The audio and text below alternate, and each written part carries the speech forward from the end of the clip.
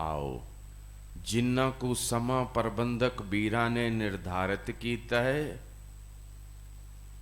जीड़ी जोत तलवंडी दी धरती ते प्रकाशमान होई सी ना, जिस वक़्त वो 8वें जामे विच आई है, अष्टम बलबीरा ते श्री कीरतपुर साहब तो लैके दिल्ली बाला साहब तक दी यात्रा आप नाल रल मिल के सांझ करते हैं। प्यार वालियों, प्रकाश दा अर्थ की है? हर गुरपुरब ते पोस्टर विच स्टेज सैकटरी साहब भाई साहब कहते हैं बई प्रकाश दिवस है। ते प्रकाश दा अर्थ की है? एक प्रकाश ते हुंदा है जिहड़ा बल्ब लगा है, उजाला, चानना, रोशनी। प्यार वालियों, एक प्रकाश वो है जिहड़ा अज्ञानता दे अंधेरे नूं दूर करता है। ते 1469 राय भोए दी तलवंडी एक जोत प्रकाशमान हुई। उस वक़्त मनुख वहमां भरमां विच इस तरह रुझिया होया सी, भरम कमांदा सी पर सोचदा सी मैं धर्म कमा रहा। मैं एक इशारा दे के फिर अगे चलना है। हरिद्वार दी धरती ब्राह्मण वीर की करदे सी? सूरज नूं पानी देंदे सी, पितरां नूं, ते सोचदे सी धर्म है। बाबे ने कहा है केवल परम है, केवल परम। 70 कु साल लगभग विद्वाना ने लिखी है शारीरिक आयु बाबा जी दी, धन गुरु नानक देव जी दी। श्री करतारपुर साहब जो अज साडे कोल नहीं है, पाकिस्तान विच, बाबे ने देखिया सजना जिहड़ी विचार तैनू समझानी सी ना, वो हाले पूरी नहीं होई, हाले काम पूरा नहीं होया। ते प्यार वाले हो, बाबे ने कहा विचार ते मैं पूरी समझावांगा, विचार नहीं बदलांगा। हाँ, मैं आकार बदल बदल के तेरे को लावांगा। 10 जामे। ते प्यार वालियों, श्री कीरतपुर साहब मीरी पीरी दे मालक ने अपने पोतरे नू गुरियाई दिती, गुरु हर राय साहब। मीरी पीरी दे मालक ने 4 जंगा लड़ियां, पर गुरु हर राय साहब ने कोई जंग नहीं लड़ी। पर उन्हां कोल 2200 घुड़सवार तैयार बर तैयार रहिंदे सी।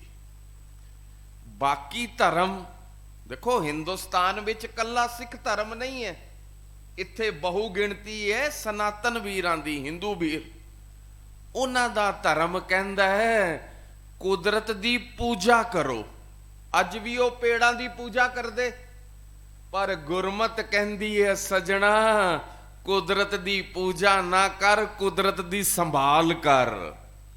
गुरु हर राय साहब ने श्री कीरतपुर साहब बाग भी लगवाए। जाओ ना अज दर्शन करो, बाग लगवाए। दवाखाना भी उन्हां कोल उत्तम तरह दा हुंदा सी। 1630 विच गुरु हर राय साहब दा प्रकाश है, 1630। 1644 44 14 साल दी उम्र विच उन्हां नूं गुरियाई मिली। 1647 उन्हां दे घर एक पहला पुत्र आया है, ना रखिया गया है राम राय। समा अपनी चाल चलिया। जिन्हां दा प्रकाश पुरब मना रहे हैं ना अष्टम बलबीरा, उन्हां दा आगमन जुलाई दे महीने 1656 है, 1656। माता दा नाम है सत्कारयोग माता किशन कौर। प्यार वालियों, गुरु भी एक है, गुरबाणी भी एक है, वेड़ा भी इको है, माता पिता भी इको है, पर दोनों बच्चियां दे जीवन विच फर्क बहुत है। दोनों का जीवन वखरा वखरा है। मैं इनू इस तरह सांझ करदा, क्लास रूम भी एक हुंदा है, ਟੀਚਰ ਵੀ ਇੱਕ ਹੁੰਦਾ ਹੈ, ਡੈਕਸ ਵੀ ਇੱਕ ਹੁੰਦਾ ਹੈ, ਪੱਖੇ ਵੀ ਇੱਕ ਹੁੰਦੇ ਹੈ, ਸਿਲੇਬਸ ਵੀ ਇੱਕ ਹੁੰਦਾ ਹੈ। ਉਹਨਾਂ 35-40 ਬੱਚਿਆਂ ਚੋਂ ਕੋਈ IAS ਅਫਸਰ ਬਣ ਜਾਂਦਾ ਹੈ, ਕੋਈ ਉਸ ਦਫ਼ਤਰ ਵਿੱਚ ਚਾਹ ਵੇਚਦਾ ਹੈ, ਕੋਈ ਉੱਥੇ ਚਾਹ ਸਪਲਾਈ ਕਰਦਾ ਹੈ। ਇਹ ਪਿਆਰ ਵਾਲਿਓ ਗੁਰੂ ਗ੍ਰੇਸ ਹੈ। ਸਮਾਂ ਆਪਣੀ ਚਾਲ ਚੱਲਿਆ। ਇੱਧਰ ਹਲਕੀ ਜੀ ਗੱਲ ਮੈਂ ਹੁਣ ਮੁਗਲਾਂ ਦੀ ਕਰਨੀ ਹੈ, ਸਮਝਣਾ। ਮੈਂ ਕੰਪੈਰੀਜ਼ਨ ਨਹੀਂ ਕਰ ਰਿਹਾ। ਰਾਮਾਇਣ ਹਿੰਦੂ ਵੀਰਾਂ ਦਾ ਪਾਵਨ ਗ੍ਰੰਥ ਹੈ। ਰਾਮ ਜੀ ਦੀ ਗੱਲ ਸੁਣਾਉਂਦੇ ਆ ਨਾ ਹਿੰਦੂ ਵੀਰ, ਤੇ ਰਾਵਣ ਦੀ ਗੱਲ ਨਾਲ ਕਰਨੀ ਪਏਗੀ। ਰਾਮਾਇਣ ਬਿਨਾਂ ਰਾਵਣ ਤੋਂ ਪੂਰੀ ਨਹੀਂ ਹੋਏਗੀ। ਤੇ ਜਿਹੜਾ ਇਤਿਹਾਸ ਆਪ ਨਾਲ ਸਾਂਝ ਕਰ ਰਹੇ ਹਾਂ, ਮੁਗਲਾਂ ਦੀ ਗੱਲ ਕਰਨੀ ਪਏਗੀ। ਸ਼ੁਰੂਆਤ ਹੋਈ ਮੁਗਲਾਂ ਤੋਂ ਬਾਬਰ ਤੱਕ। ਬਾਬਰ ਦੀ ਸ਼ੁਰੂਆਤ ਹੋਈ। ਇਸ ਵਕਤ ਹਿੰਦੁਸਤਾਨ ਦਾ ਬਾਦਸ਼ਾਹ ਹੈ ਸ਼ਾਹਜਹਾਂ। ਤੇ ਸ਼ਾਹਜਹਾਂ ਦੇ 2 ਪੁੱਤਰਾਂ ਦੀ ਮੈਂ ਗੱਲ ਕਰਨੀ ਹੈ, ਦਾਰਾ ਸ਼ਿਕੋ ਔਰ ਔਰੰਗਜ਼ੇਬ। ਪਿਆਰ ਵਾਲਿਓ, ਸ਼ਾਹਜਹਾਂ ਸੋਚਦਾ ਮਨ ਵਿੱਚ ਤੇ ਦੱਸਦਾ ਵੀ ਹੈ ਸਾਰਿਆਂ ਨੂੰ, ਬਈ ਜਿੱਲੇ ਮੈਂ ਹਿੰਦੁਸਤਾਨ ਤੋਂ ਜਾਵਾਂਗਾ ਨਾ, ਦੁਨੀਆ ਤੋਂ, ਤਖਤ ਆਪਣੇ ਪੁੱਤਰ ਔਰੰਗਜ਼ੇਬ ਨੂੰ ਨਹੀਂ ਦੇ ਕੇ ਜਾਵਾਂਗਾ। ਹਿੰਦੁਸਤਾਨ ਦਾ ਤਖਤ ਆਪਣੇ ਪੁੱਤਰ ਦਾਰਾ ਸ਼ਿਕੋ ਨੂੰ ਦੇ ਕੇ ਜਾਵਾਂਗਾ। ਮੈਂ ਔਰੰਗਜ਼ੇਬ ਦੇ ਬਾਰੇ ਪੜ੍ਹਿਆ, ਬਚਪਨ ਵਿੱਚ ਹੀ ਇਹਦੇ ਮਨ ਵਿੱਚ ਬਹੁਤ ਚਤੁਰਾਈ ਸੀ। ਇੱਕ ਦਿਨ ਸਾਰਾ ਪਰਿਵਾਰ, ਸ਼ਾਹਜਹਾਂ ਹੋਰ ਬੰਦੇ, ਔਰੰਗਜ਼ੇਬ, ਦਾਰਾ ਸ਼ਿਕੋ ਮਸਜਿਦ ਵਿੱਚ ਗਏ ਹੈ, ਮਸਜਿਦ ਵਿੱਚ ਨਮਾਜ਼ ਪੜ੍ਹਨ। ਸਾਰੇ ਅੰਦਰ ਚਲੇ ਗਏ, ਸਾਰਿਆਂ ਨੇ ਨਮਾਜ਼ ਪੜ੍ਹੀ। ਔਰੰਗਜ਼ੇਬ ਬਾਹਰ ਬੈਠਾ ਰਿਹਾ, ਜਿਸ ਤਰ੍ਹਾਂ ਇਹ ਬਾਹਰ ਵਿਹੜਾ ਹੈ। ਨਮਾਜ਼ ਪੜ੍ਹ ਕੇ ਸਾਰੇ ਬਾਹਰ ਨਿਕਲੇ ਨਾ, ਸ਼ਾਹਜਹਾਂ ਨੇ ਪੁੱਛਿਆ, ਪੁੱਤਰ ਤੂੰ ਮਹਿਲ ਤੋਂ ਤੇ ਆ ਗਿਆ ਸੀ, ਫਿਰ ਸਾਡੇ ਨਾਲ ਨਮਾਜ਼ ਕਿਉਂ ਨਹੀਂ ਪੜ੍ਹੀ, ਅੰਦਰ ਕਿਉਂ ਨਹੀਂ ਆਇਆ? ਔਰੰਗਜ਼ੇਬ ਨੇ ਜਵਾਬ ਦਿੱਤਾ ਸੀ, ਅੱਬਾ ਹਜੂਰ, ਮਸਜਿਦ ਦੇ ਉੱਪਰ ਛੱਤ ਹੈ। ਛੱਤ ਹੈ ਨਾ ਜੀ, ਇੱਥੇ ਜਿੱਥੇ ਵੀ ਕੋਈ ਬਿਲਡਿੰਗ ਹੋਏਗੀ ਛੱਤ ਹੈ। ਸਾਰੇ ਅੰਦਰ ਜਾਂਦੇ, ਜੇ ਛੱਤ ਗਿਰ ਜਾਂਦੀ ਤੇ ਹਿੰਦੁਸਤਾਨ ਦਾ ਤਖਤ ਕਿਹਨੂੰ ਮਿਲਦਾ? ਮੈਂ ਵੀ ਮਰ ਜਾਂਦਾ। ਇਸ ਕਰਕੇ ਮੈਂ ਬਾਹਰ ਬੈਠਾ ਰਿਹਾ। ਤੇ ਸ਼ਾਹਜਹਾਂ ਨੇ ਕਿਹਾ ਸੀ, ਤੂੰ ਖੁਦਾ ਦੇ ਘਰ ਆ ਕੇ ਵੀ ਖੁਦਾ ਕੋਲ ਨਹੀਂ ਆ ਪਾਇਆ, ਬਚਪਨ ਚੋਂ ਹੀ। ਤੇ ਇੱਧਰ ਔਰੰਗਜ਼ੇਬ ਆਪਣੇ ਸਕੇ ਭਰਾ ਨੂੰ, ਦਾਰਾ ਸ਼ਿਕੋ ਨੂੰ, ਖੀਰ ਵਿੱਚ ਸ਼ੇਰ ਦੀ ਮੁੱਛ ਦਾ ਵਾਲ ਮਿਲਾ ਕੇ ਖਵਾ ਦਿੰਦਾ, ਬਈ ਇਹ ਮਰ ਜਾਏ ਤਾਂ ਤਖਤ ਫਿਰ ਤੇ ਮੈਨੂੰ ਹੀ ਮਿਲੇਗਾ। ਸਮਝੋ, ਰੋਟੀ ਡਾਈਜੈਸਟ ਹੁੰਦੀ ਹੈ, ਪ੍ਰਸ਼ਾਦਾ ਖਾਂਦੇ ਹੋ ਡਾਈਜੈਸਟ ਹੁੰਦੀ ਹੈ। ਸ਼ੇਰ ਦੀ ਮੁੱਛ ਦਾ ਵਾਲ ਡਾਈਜੈਸਟ ਨਹੀਂ ਹੁੰਦਾ, ਤੀਖਾ ਦਰਦ ਕਰਦਾ, ਤੜਪਦਾ ਹੈ ਦਾਰਾ ਸ਼ਿਕੋ। ਦਾਰਾ ਸ਼ਿਕੋ ਨੂੰ ਤੜਪਦਾ ਦੇਖ ਕੇ ਹਿੰਦੁਸਤਾਨ ਦਾ ਬਾਦਸ਼ਾਹ ਸ਼ਾਹਜਹਾਂ ਵੀ ਤੜਪਦਾ। ਸਾਰੇ ਵੈਦ ਬੁਲਾਉਂਦਾ, ਠੀਕ ਕਰੋ ਮੇਰੇ ਪੁੱਤਰ ਨੂੰ, ਇਹ ਆਉਣ ਵਾਲੇ ਦਿਨਾਂ ਵਿੱਚ ਹਿੰਦੁਸਤਾਨ ਦਾ ਬਾਦਸ਼ਾਹ ਬਣੇਗਾ, ਅੱਜ ਸ਼ਹਿਜ਼ਾਦਾ ਹੈ। ਸਾਰੇ ਵੈਦ ਹੱਥ ਖੜੇ ਕਰ ਦਿੰਦੇ ਐ, ਇਲਾਜ ਸਾਡੇ ਵੱਸ ਦਾ ਨਹੀਂ ਹੈ। ਉਹ ਹੋਰ ਤੜਪਦਾ ਹੈ, ਸ਼ਾਹਜਹਾਂ ਹੋਰ ਰੋਂਦਾ, ਪਿਤਾ ਜੋ ਹੈ ਹੋਰ ਰੋਂਦਾ। ਪਿਤਾ ਭਾਵੇਂ ਤਿਲਕ ਨਗਰ ਦਾ ਰਹਿਣ ਵਾਲਾ ਆਮ ਬੰਦਾ ਹੋਏ, ਭਾਵੇਂ ਹਿੰਦੁਸਤਾਨ ਦਾ ਬਾਦਸ਼ਾਹ, ਬੱਚਿਆਂ ਦੀ ਪੀੜ ਬਰਦਾਸ਼ਤ ਨਹੀਂ ਹੁੰਦੀ, ਨਹੀਂ ਹੁੰਦੀ। ਇਹ ਮਨੁੱਖੀ ਸੁਭਾਅ ਹੈ। ਇਧਰ ਇੱਕ ਵੈਦ ਕਹਿੰਦਾ ਹੈ, ਜਹਾਂਪਨਾ ਬਾਦਸ਼ਾਹ ਸਲਾਮਤ ਇਲਾਜ ਹੈ, ਸਾਡੇ ਕੋਲ ਨਹੀਂ ਹੈ।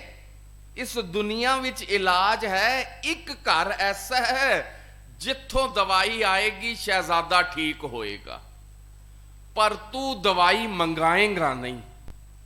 ਸ਼ਾਹਜਹਾਂ ਕਹਿੰਦਾ, ਕਿਸ ਤਰ੍ਹਾਂ ਦੀਆਂ ਗੱਲਾਂ ਕਰਦੇ ਹੋ, ਮੇਰਾ ਪੁੱਤਰ ਤੜਪ ਰਿਹਾ, ਦੱਸੋ, ਮੈਂ ਜਾਵਾਂਗਾ, ਆਪਣੇ ਬੰਦੇ ਭੇਜਾਂਗਾ, ਕਿਉਂ ਨਹੀਂ ਮੰਗਾਵਾਂਗਾ?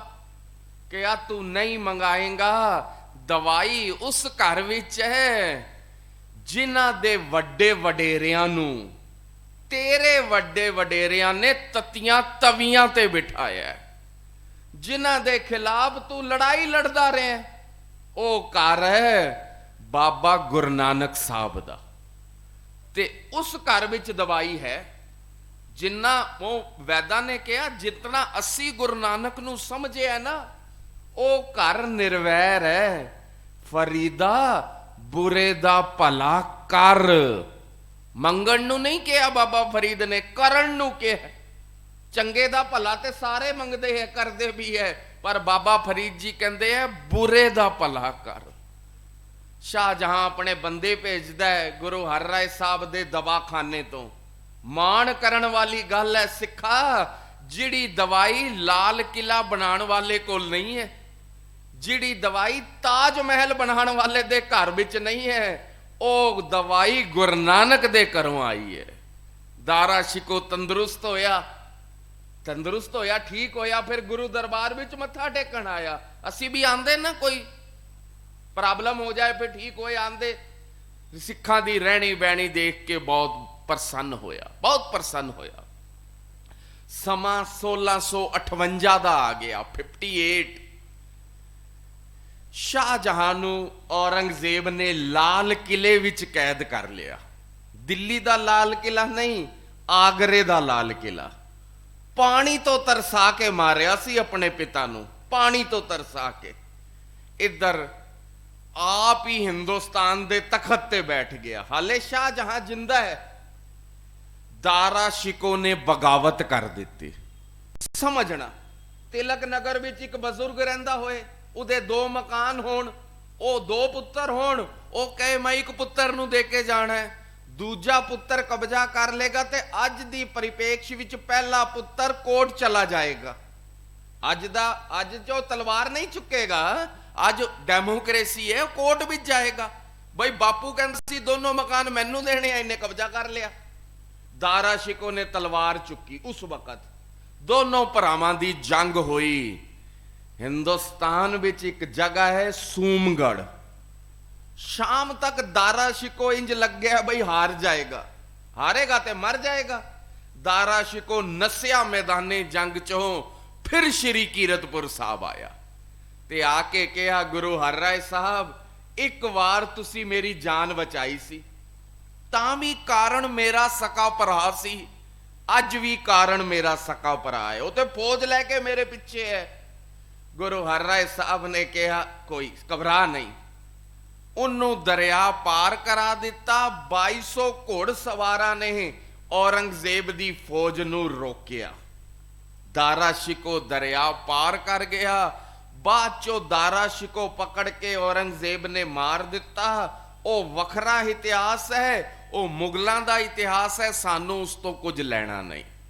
ਪਰ 2 ਵਾਰ ਦਾਰਾ ਸ਼ਿਕੋ ਦੀ ਜਾਨ ਗੁਰੂ ਨਾਨਕ ਦੇ ਘਰ ਨੇ ਬਚਾਈ ਹੈ। ਹੁਣ ਸ਼ਾਹਜਹਾਂ ਮਰ ਜਾਂਦਾ ਹੈ, ਹਿੰਦੁਸਤਾਨ ਦੇ ਤਖਤ ਤੇ ਔਰੰਗਜ਼ੇਬ ਪੂਰੀ ਤਰ੍ਹਾਂ ਕਾਬਜ ਹੈ। ਤਖਤ ਤੇ ਬੈਠਦੇ ਨਾ, ਇਹਨੇ ਅੱਜ ਦੀ ਭਾਸ਼ਾ ਵਿੱਚ ਸਮਝੀਏ, ਔਰੰਗਜ਼ੇਬ ਨੇ ਬਹੁਤ ਡਰਾਮੇ ਕੀਤੇ। ਕੁਰਾਨ ਮਜੀਦ ਪੜਨ ਲੱਗਾ। ਉਹੀ ਔਰੰਗਜ਼ੇਬ ਜਿਹੜਾ ਮਸਜਿਦ ਦੇ ਅੰਦਰ ਨਹੀਂ ਸੀ ਜਾਂਦਾ, ਮਸਜਿਦ ਦੀ ਛੱਤ ਗਿਰ ਜਾਏ ਸਾਰੇ ਮਰ ਜਾਣਗੇ, ਤਖਤ ਕੌਣ ਲਏਗਾ, ਤਖਤ ਕਿਹਨੂੰ ਮਿਲੇਗਾ, ਐਸੇ ਉਹਦੇ ਮਨ ਵਿੱਚ ਹੁੰਦਾ ਸੀ। ਉਹ ਟੋਕਰੀਆ ਸੀ ਕੇ ਤੇ ਉਹਨੇ ਇੱਕ ਗੱਲ ਕਹੀ ਸੀ ਜਿਹੜੇ ਅੱਜ ਦੇ ਪਰਿਪੇਕਸ਼ ਵਿੱਚ ਵੀ ਸਮਝਣ ਵਾਲੀ ਹੈ, ਧਰਮ ਖਤਰੇ ਵਿੱਚ ਹੈ। ਮੈਂ ਕਈ ਵਾਰ ਬੇਨਤੀ ਕਰਦਾ ਹੁੰਨਾ, ਧਰਮ ਕਦੀ ਖਤਰੇ ਵਿੱਚ ਨਹੀਂ ਹੁੰਦਾ, ਖਤਰੇ ਵਿੱਚ ਹਮੇਸ਼ਾ ਕੁਰਸੀ ਹੁੰਦੀ ਹੈ। ਧਰਮ ਕਦੀ ਖਤਰੇ ਵਿੱਚ ਹੋ ਹੀ ਨਹੀਂ ਸਕਦਾ। ਇਹਨੇ ਬਹੁਤ ਡਰਾਮੇ ਕੀਤੇ। 1660 1661 ਆ ਗਿਆ। ਔਰੰਗਜ਼ੇਬ ਨੇ ਪੁੱਛ ਪੜਤਾਲ ਕੀਤੀ, ਬਈ ਮੇਰੇ ਭਰਾ ਨੇ ਵੀ ਬਗਾਵਤ ਕਰਤੀ ਸੀ ਤੇ ਬਗਾਵਤ ਦਾ ਸਾਥ ਕਈਆਂ ਨੇ ਦਿੱਤਾ ਹੈ। ਪੁੱਛ ਪੜਤਾਲ ਹੁੰਦੀ ਹੈ, ਖੋਜ ਹੁੰਦੀ ਹੈ, ਬਈ ਮੇਰਾ ਭਰਾ ਸ਼੍ਰੀ ਕੀਰਤਪੁਰ ਸਾਹਿਬ ਗਿਆ ਤੇ ਉਹ ਜਿਹੜੇ 2200 ਘੋੜਸਵਾਰ ਸੀ ਨਾ, ਉਹਨਾਂ ਨੇ ਮੇਰੀ ਫੌਜ ਦਾ ਮੁਕਾਬਲਾ ਕੀਤਾ। ਬਾਗੀ ਮੇਰਾ ਭਰਾ ਹੈ ਤੇ ਗੁਰੂ ਨਾਨਕ ਦਾ ਘਰ ਵੀ ਬਾਗੀ ਹੈ। ਦਿੱਲੀੋਂ ਇੱਕ ਸੰਮਨ ਜਾਰੀ ਹੁੰਦੇ ਹੈ, ਸ਼੍ਰੀ ਕੀਰਤਪੁਰ ਸਾਹਿਬ ਤੁਸੀਂ ਆਪਣਾ ਪੱਖ ਸਪਸ਼ਟ ਕਰੋ। ਤੁਸੀਂ ਬਾਗੀ ਦਾ ਸਾਥ ਦਿੱਤਾ ਹੈ, ਤੁਸੀਂ ਵੀ ਬਾਗੀ ਹੋ ਗੁਰੂ ਹਰਿਰਾਏ ਸਾਹਿਬ ਵਾਸਤੇ। ਆਓ। ਗੁਰੂ ਹਰਿਰਾਏ ਸਾਹਿਬ ਕਹਿੰਦੇ ਆ, ਸੱਜਣਾ ਅਸੀਂ ਕਿਸੇ ਬਾਗੀ ਦਾ ਸਾਥ ਨਹੀਂ ਦਿੱਤਾ। ਸ਼ਰਨ ਆਏ ਦੀ ਰਾਖੀ ਕਰਨਾ ਗੁਰੂ ਨਾਨਕ ਦਾ ਸਿਧਾਂਤ ਹੈ। ਜੋ ਸ਼ਰਨ ਆਇਆ ਦੀ ਉਹਦੀ ਰਾਖੀ ਕੀਤੀ ਹੈ। ਦੂਸਰੀ ਚਿੱਠੀ ਆਂਦੀ ਹੈ, 94 ਸਿੱਖਾਂ ਨਾਲ ਗੁਰੂ ਹਰਿਰਾਏ ਸਾਹਿਬ ਫੈਸਲਾ ਕਰਦੇ ਹੈ, ਬਈ ਇੱਕ ਵਾਰ ਆਪਣਾ ਪੱਖ ਸਪਸ਼ਟ ਕਰ ਹੀ ਦਈਏ। ਇਹ ਰੋਜ਼-ਰੋਜ਼ ਚਿੱਠੀਆਂ ਆ ਰਹੀਆਂ, ਆਪ ਜਾਣਾ ਤੇ ਨਹੀਂ ਕਰਦੇ। ਪਿਆਰ ਵਾਲਿਓ, ਆਪਣੇ ਵੱਡੇ ਸਪੁੱਤਰ ਜਿਨ੍ਹਾਂ ਦੀ ਉਮਰ 14 ਸਾਲ ਤੋਂ ਵੀ ਘੱਟ ਹੈ, ਬਾਬਾ ਰਾਮ ਰਾਏ, ਮੈਂ ਪਹਿਲੇ ਦੱਸਿਆ 1646 1647 ਕਈ ਵਿਦਵਾਨਾਂ ਨੇ ਜਨਮ ਲਿਖਿਆ, ਇਹ 1660 ਦੀ ਘਟਨਾ ਹੈ। 14 ਸਾਲ ਤੋਂ ਵੀ ਘੱਟ ਉਮਰ ਹੈ। ਆਪਣੇ ਪੁੱਤਰ ਨੂੰ ਕੋਲ ਬੁਲਾਇਆ, ਪੁੱਤਰ ਜੀ, ਬਾਬਾ ਰਾਮ ਰਾਏ ਨੂੰ, ਤੁਸੀਂ ਦਿੱਲੀ ਜਾਣਾ ਹੈ ਤੇ ਬਾਦਸ਼ਾਹ ਦੇ ਸਵਾਲਾਂ ਦੇ ਜਵਾਬ ਦੇਣੇ ਹੈ, ਡਰਨਾ ਨਹੀਂ। ਬਾਦਸ਼ਾਹ ਹਿੰਦੁਸਤਾਨ ਦਾ ਹੈ, ਜਿਹੜੇ ਵੀ ਸਵਾਲ ਪੁੱਛੇ ਗੁਰਮਤ ਅਨੁਸਾਰ ਜਵਾਬ ਦੇਣਾ, ਡਰਨਾ ਨਹੀਂ। ਜਿਲੇ ਮੱਥਾ ਟੇਕਿਆ ਨਾ, ਜਾਣ ਲੱਗੇ ਬਾਬਾ ਰਾਮ ਰਾਏ, 94 ਸਿੱਖ ਵੀ ਨਾਲ ਚੱਲੇ ਹੈ। ਮੱਥਾ ਟੇਕਿਆ ਪਿਤਾ ਗੁਰੂ ਹਰ ਰਾਏ ਸਾਹਿਬ ਨੂੰ, ਤੇ ਪਿਤਾ ਗੁਰੂ ਹਰ ਰਾਏ ਸਾਹਿਬ ਨੇ ਕਿਹਾ ਸੀ, ਪੁੱਤਰ ਜੀ, ਦਿੱਲੀ ਦਰਬਾਰ ਵਿੱਚ ਜਾ ਕੇ ਕਰਾਮਾਤਾਂ ਨਾ ਦਿਖਾ ਦੇਣਾ, ਕਰਾਮਾਤ ਤੋਂ ਸੰਕੋਚ ਕਰਨਾ। ਦੂਸਰਾ, ਬਾਬੇ ਦਾ ਥਾਪੜਾ ਤੁਹਾਡੀ ਪਿੱਠ ਤੇ ਹੋਏਗਾ। ਬਾਬੇ ਤੋਂ ਅਰਥ ਹੈ ਜਗਤ ਗੁਰੂ ਧੰਨ ਗੁਰੂ ਨਾਨਕ ਦੇਵ ਜੀ। ਬਾਬੇ ਦੇ ਬਣ ਕੇ ਰਹਿਣਾ। ਬਾਬੇ ਨੇ ਸਿੱਧਾਂ ਨੂੰ ਜਿੱਤਿਆ ਸ਼ਬਦ ਨਾਲ। ਸਿੱਧ ਜਿੱਤੀ ਸਿੱਧ ਮੰਡਲੀ, ਕੀ ਤੋਸ ਆਪਣਾ ਪੰਥ ਨਿਰਾਲਾ। ਬਾਬੇ ਨੇ ਕੋਈ ਸਿੱਧਾਂ ਨੂੰ ਕਰਾਮਾਤਾਂ ਨਹੀਂ ਦਿਖਾਈਆਂ ਸੀ ਸੁਮੇਰ ਪਰਬਤ ਤੇ, ਸ਼ਬਦ ਨਾਲ ਬਾਬੇ ਨੇ ਸਿੱਧਾਂ ਨੂੰ ਜਿੱਤਿਆ। ਤੇ ਦਿੱਲੀ ਦਰਬਾਰ ਜਾ ਕੇ ਕਰਾਮਾਤ ਨਾ ਦਿਖਾ ਦੇਣਾ। ਬਾਬੇ ਦਾ ਥਾਪੜਾ ਤੁਹਾਡੀ ਪਿੱਠ ਤੇ ਹੈ, ਪਰ ਬਾਬੇ ਦੇ ਬਣ ਕੇ ਰਹਿਣਾ। 94 ਸਿੱਖਾਂ ਨਾਲ ਦਿੱਲੀ ਪਹੁੰਚੇ ਬਾਬਾ ਰਾਮ ਰਾਏ। ਜਿਹੜਾ ਪਹਿਲਾ ਪੜਾਵ ਕੀਤਾ ਨਾ, ਪਹਿਲਾ ਪੜਾਵ ਦਰਬਾਰ ਪਹੁੰਚਣ ਤੋਂ, ਲਾਲ ਕਿਲਾ ਪਹੁੰਚਣ ਤੋਂ ਪਹਿਲੇ, ਅੱਜ ਉਸ ਸਥਾਨ ਤੇ ਗੁਰਦੁਆਰਾ ਸ਼੍ਰੀ ਮਜਨੂ ਕਾ ਟੀਲਾ ਸਾਹਿਬ ਹੈ। ਮੈਂ ਤੇ ਕਈ ਵਾਰ ਬੇਨਤੀ ਕਰਦਾ ਹੁੰਨਾ, ਸਾਡੇ ਤੇ ਮਜਨੂ ਵੀ ਵੱਖ ਸੀ। ਸਾਡੇ ਮਜਨੂ ਉਹ ਨਹੀਂ ਜੋ ਕਿਸੇ ਦੀ ਧੀ ਭੈਣ ਨੂੰ ਬਰਗਲਾ ਕੇ ਲੈ ਜਾਣ ਤੇ ਉਹ ਫਿਰ ਸਮਾਜ ਵਿੱਚ ਨਜ਼ਰ ਵੀ ਨਾ ਮਿਲਾ ਸਕੇ। ਸਾਡੇ ਮਜਨੂ ਤੇ ਉਹ ਸੀ ਜੋ ਬੇਗਾਨੀਆਂ ਵੀ ਅਹਿਮਦ ਸ਼ਾਹ ਅਬਦਾਲੀ ਤੋਂ ਘਰ ਛੁਡਾ ਕੇ ਲਿਆਂਦੇ ਸੀ। ਅਸੀਂ ਦੁਨੀਆ ਨੂੰ ਨਹੀਂ ਦੱਸ ਪਾਏ, ਕਮੀ ਹੈ। ਇੱਥੇ ਪੜਾਵ ਕੀਤਾ। ਅਗਲੇ ਦਿਨ ਲਾਲ ਕਿਲਾ, ਔਰੰਗਜ਼ੇਬ ਤਖਤ ਤੇ ਬੈਠਾ ਹੈ, ਅਹਿਲਕਾਰ ਹੈ। 2 ਦਿਨ ਬਾਬਾ ਰਾਮ ਰਾਏ ਨੇ ਇੱਕ ਸਵਾਲ ਦਾ ਜਵਾਬ ਦਿੱਤਾ। ਔਰੰਗਜ਼ੇਬ ਦੇ ਬੰਦੇ ਔਰ ਔਰੰਗਜ਼ੇਬ ਦੇ ਆਪ ਬੋਲਤੀ ਬੰਦ ਹੋ ਗਈ। 2 ਦਿਨ ਗੁਰਮਤ ਤੇ ਪਹਿਰਾ ਦਿੱਤਾ। ਤੀਸਰਾ ਦਿਨ ਆਇਆ। ਪਿਆਰ ਵਾਲਿਓ, ਇਸਲਾਮ ਜਗਤ ਹੈ ਨਾ, ਜਿਹੜਾ ਇਸਲਾਮ ਧਰਮ ਹੈ, ਉਹ ਪੈਗੰਬਰ ਉਸੇ ਨੂੰ ਮੰਨਦਾ ਹੈ, ਕਾਬਲ ਪੁਰਸ਼ ਉਸੇ ਨੂੰ ਮੰਨਦਾ ਹੈ ਜੋ ਕੋਈ ਕਰਾਮਾਤ ਦਿਖਾਉਂਦਾ ਹੈ। ਤੇ ਸਿੱਖ ਜਗਤ ਵਿੱਚ ਕਰਾਮਾਤ ਕਹਿਰ ਦਾ ਨਾਂ ਹੈ। ਕਰਾਮਾਤ ਨਹੀਂ ਦਿਖਾਣੀ। ਕਰਾਮਾਤ ਦਿਖਾਣ ਦਾ ਮਤਲਬ ਹੈ ਤੁਸੀਂ ਪਰਮਾਤਮਾ ਦੇ ਕਾਨੂੰਨ ਵਿੱਚ ਦਖਲ ਅੰਦਾਜ਼ੀ ਕਰਦੇ ਹੋ।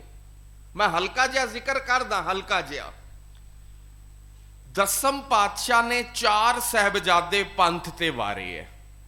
ਅਸੀਂ ਸੁਣਦੇ ਹਾਂ, ਸੁਣਾਉਂਦੇ ਹਾਂ, 4 ਸਾਹਿਬਜ਼ਾਦੇ। इन पुत्रन के शीश पर वार दिए सुत चार मुए तो क्या हुआ जीवत कई हजार। पर मीरी पीरी दे मालक ने, दोबारा सुनो, मीरी पीरी दे मालक ने 2 पुत्र इस विचारधारा तो भी वारे है, बाबा अटल राय और बाबा गुरदित्ता जी। हल्का जा जिक्र करा। बाबा अटल राय ने अपने दोस्त मोहन नू जिंदा करता सी ਤੇ ਬਾਬਾ ਗੁਰਦਿੱਤਾ ਜੀ ਨੇ ਗਾਂ ਜਿੰਦਾ ਕਰਤੀ ਸੀ।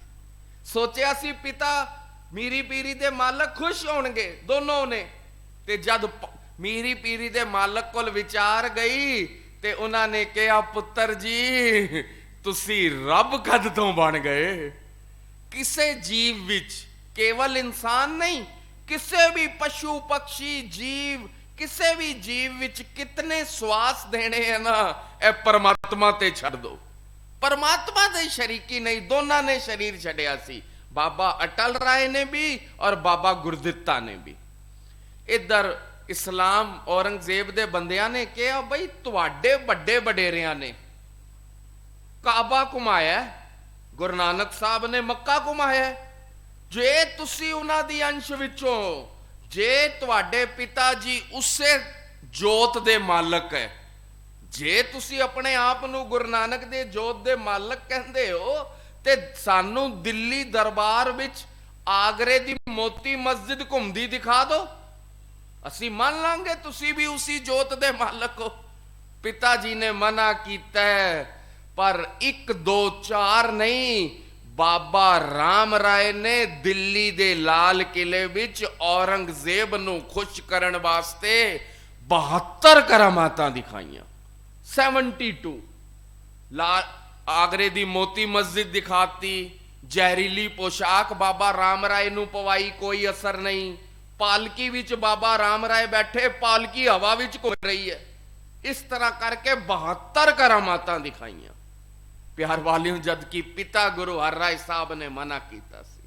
ਅਗਲਾ ਦਿਨ ਆਇਆ, ਪਿਆਰ ਵਾਲਿਓ, ਔਰੰਗਜ਼ੇਬ ਦੇ ਬੰਦਿਆਂ ਨੇ ਕਿਹਾ, ਬਾਬਾ ਰਾਮ ਰਾਏ, ਇੱਕ ਮੈਂ ਬੇਨਤੀ ਕਰਦਾ ਚੱਲਾ। ਜਦ 72 ਕਰਾਮਾਤਾਂ ਦੇਖੀਆਂ ਨਾ ਔਰੰਗਜ਼ੇਬ ਦੇ ਬੰਦਿਆਂ ਨੇ, ਉਹਨਾਂ ਦੀ ਅੱਖਾਂ ਚੁੰਧਿਆ ਗਈਆਂ।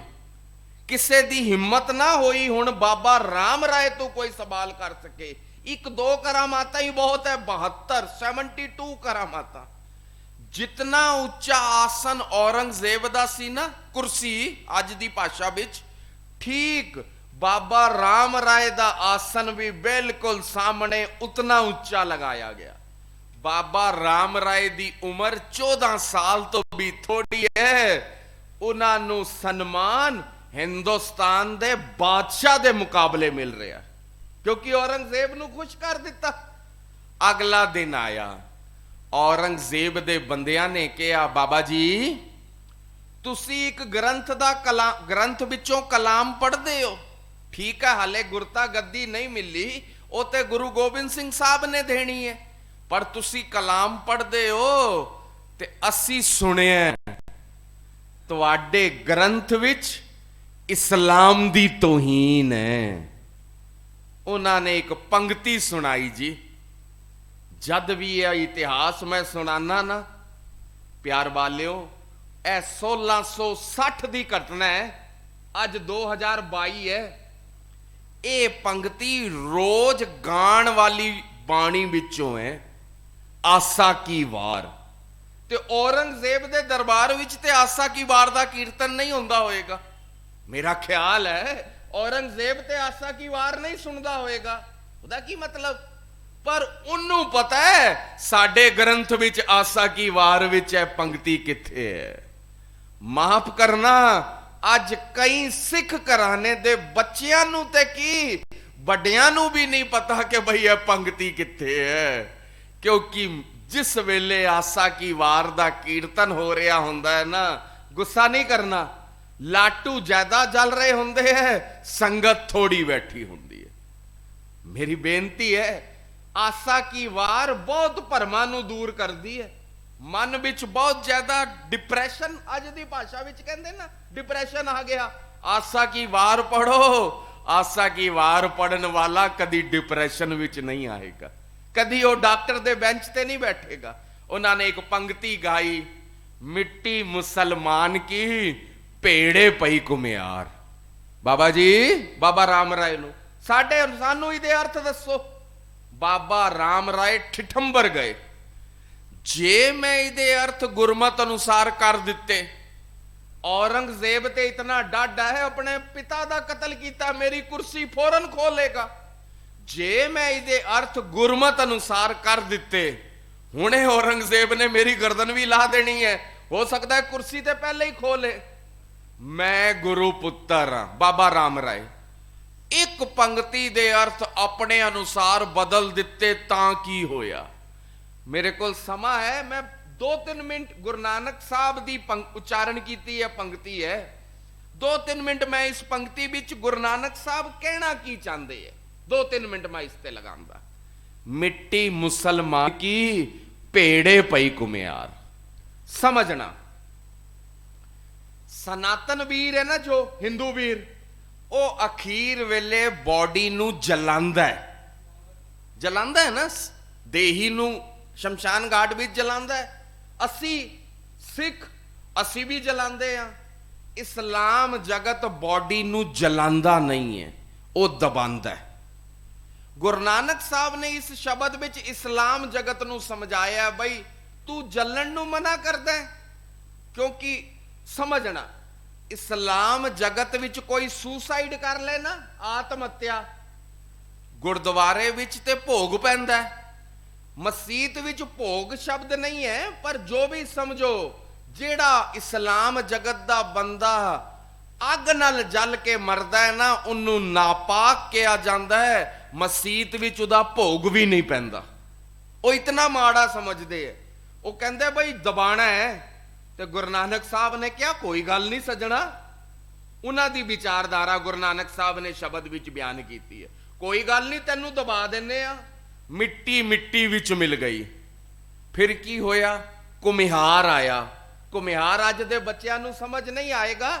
ਉਹ ਘੜੇ ਸੁਰਾਈ ਅੱਜ ਤੇ ਖਤਮ ਹੋ ਗਿਆ ਨਾ, ਆਰੋ ਆ ਗਏ। ਮੈਂ ਇੱਕ ਬੇਨਤੀ ਕਰਾਂ ਨਾਲ ਨਾਲ, ਜਿੱਲੇ ਘੜੇ ਔਰ ਸੁਰਾਈ ਦਾ ਪਾਣੀ ਪੀਂਦੇ ਸੀ ਨਾ, ਪੇਟ ਬਿਲਕੁਲ ਠੀਕ ਹੁੰਦਾ ਸੀ। ਜਦ ਤੋਂ ਆਰੋ ਆਇਆ, ਪੇਟ ਦੀਆਂ ਬਿਮਾਰੀਆਂ ਵਧੀਆਂ। ਇਸ਼ਾਰਾ ਸਮਝੋ, ਜਦ ਮਨੁੱਖ ਸਾਦਗੀ ਵਿੱਚ ਜਿੰਦਾ ਹੈ ਨਾ, ਬਿਮਾਰੀਆਂ ਘੱਟ ਹੁੰਦੀਆਂ। ਜਦ ਮਨੁੱਖ ਭੌਤਿਕ ਵਸਤੂਆਂ ਦਾ ਉਹਦੇ ਗਰਭ ਵਿੱਚ ਆ ਜਾਂਦਾ ਹੈ, ਡਾਕਟਰ ਦੇ ਬੈਂਚ ਤੇ ਪੇਸ਼ੈਂਟ ਵੱਜ ਜਾਂਦੇ ਆ। ਇਸ਼ਾਰਾ ਸਮਝਣਾ। ਇਧਰ ਪਿਆਰ ਵਾਲਿਓ, ਘੁਮਿਆਰ ਆਇਆ, ਉਹ ਮਿੱਟੀ ਲੈ ਗਿਆ, ਉਹਨੇ ਭਾਂਡੇ ਬਣਾਏ, ਸੁਰਾਈ ਬਣਾਈ, ਹੋਰ ਕੁਝ ਬਣਾਇਆ, ਤੇ ਭਾਂਡੇ ਬਣਾਉਣ ਤੋਂ ਪਹਿਲੇ ਪੱਕੇ ਹੋਣ ਤੋਂ ਅੱਗ ਵਿੱਚ ਪਾਏ।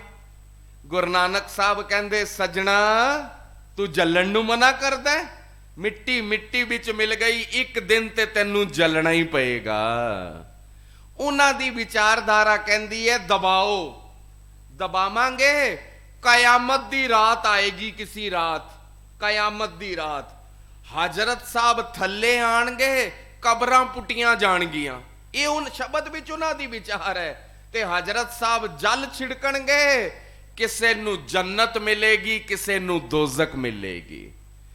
ਬਾਬਾ ਨਾਨਕ ਜੀ ਕਹਿੰਦੇ ਹੈ ਕੋਈ ਕਯਾਮਤ ਕੀ ਰਾਤ ਨਹੀਂ ਆਏਗੀ, ਕੋਈ ਹਜ਼ਰਤ ਸਾਹਿਬ ਥੱਲੇ ਨਹੀਂ ਆਣਗੇ, ਕੋਈ ਮਰਨ ਤੋਂ ਬਾਅਦ ਸਵਰਗ ਨਰਕ ਨਹੀਂ ਹੈ। ਜੀਂਦੇ ਜੀ ਗੁਰਮਤ ਕਹਿੰਦੀ ਹੈ ਸਿੱਖਾ, ਇਸੀ ਜੀਵਨ ਵਿੱਚ ਸਵਰਗ ਨਰਕ।